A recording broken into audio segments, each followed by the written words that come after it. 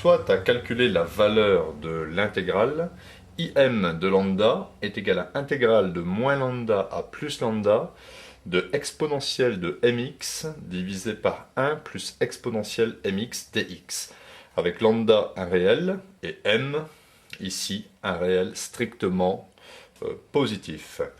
Alors, ici, cette fonction qui a x associe exponentielle mx sur 1 plus exponentielle mx est une fonction continue sur l'intervalle moins lambda plus lambda, donc cette intégrale peut être calculée, elle existe.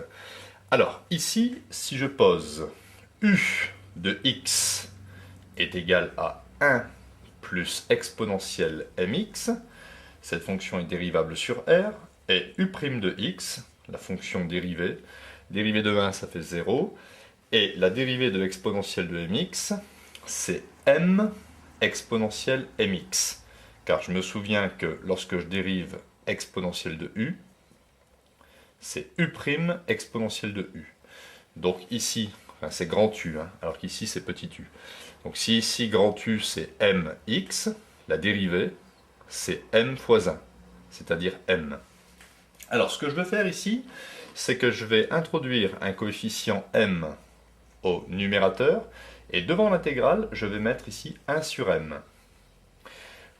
Si je fais ça, c'est pour mettre en évidence, ici, une primitive de m exponentielle mx divisé par 1 plus exponentielle mx.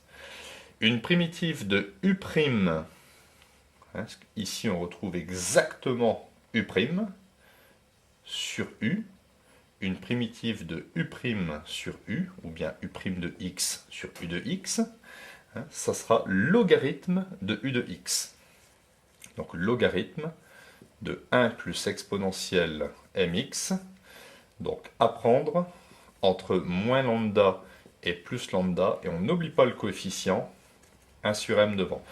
Donc vous voyez, si vous arrivez à mettre en évidence u' sur u, et ici j'ai pu réussir à mettre en évidence en introduisant au numérateur un coefficient m, mais bien sûr il faut ici que je mette 1 sur m. Hein. Et bien vous pouvez ici en déduire que la primitive c'est logarithme de u.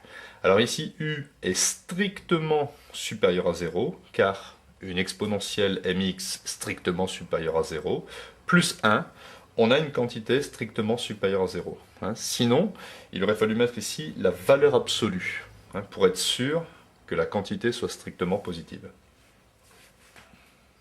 Donc on calcule 1 sur m. Donc je remplace ici x par lambda.